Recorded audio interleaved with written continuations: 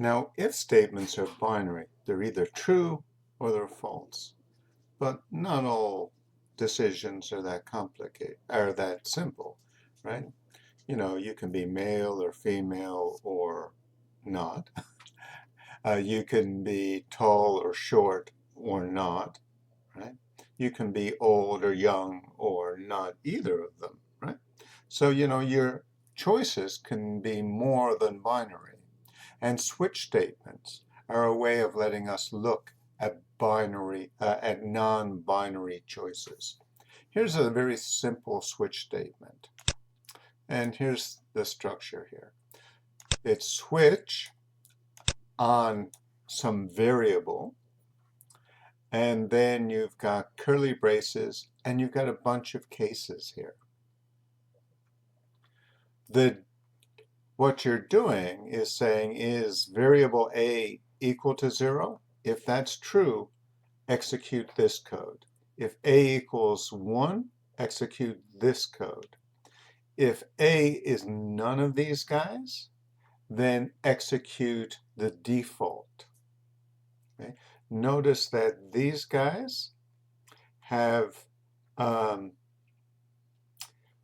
full colons, while these guys after the break are semicolons. Once it hits the break takes it out of the switch statement. So let's put some code in that could execute. For instance, print f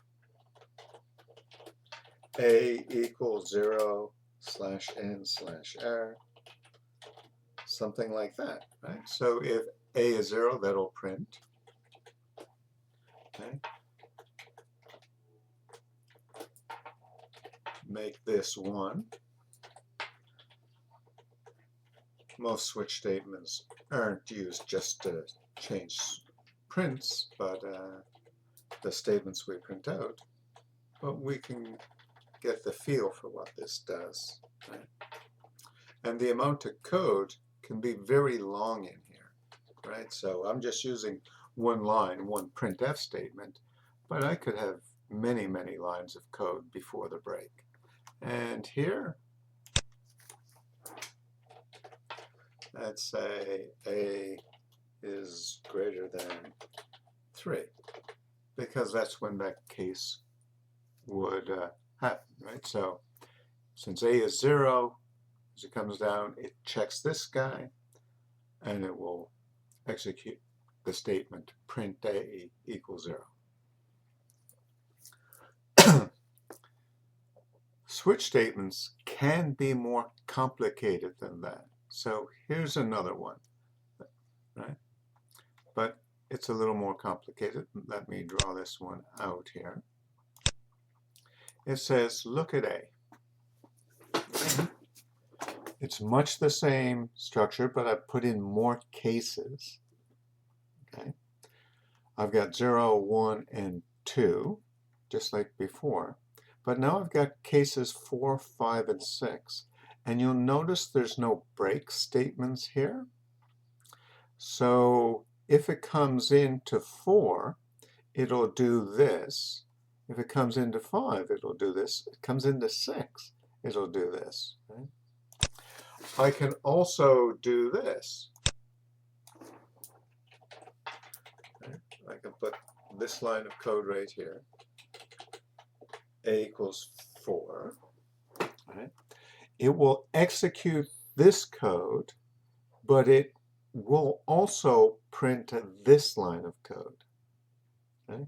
I've done something similar here with 8 or 9, where it says print a equals 8 or 9. Okay? So I'm going to come up here and make this a 4. And we'll execute it and see what we get.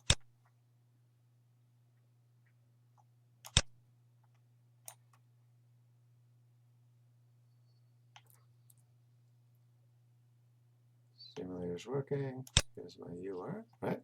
So let me pause this, right? So the first switch statement, right?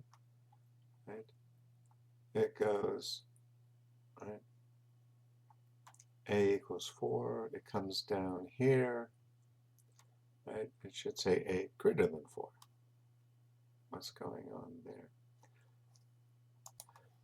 I see, I had a typo here, right? So when it comes in A is 4, I actually had a case 4, it says A equals 3.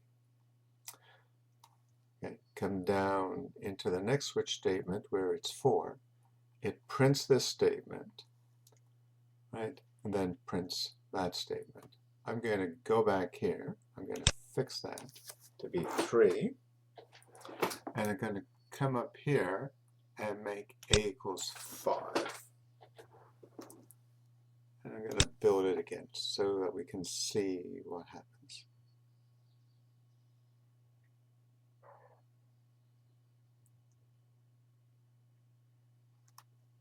So you are 2. Okay. So now when it's 5, right, it's greater than 3, gets printed out. And when it comes down here, hits case 5, there's nothing to do there, but it cascades into case 6 where it does that. Okay? So switch statements let us look at more possibilities than just 2 of the if-else. And by cascading, you can join choices together if you wish. Okay? The default catches everything else. Okay?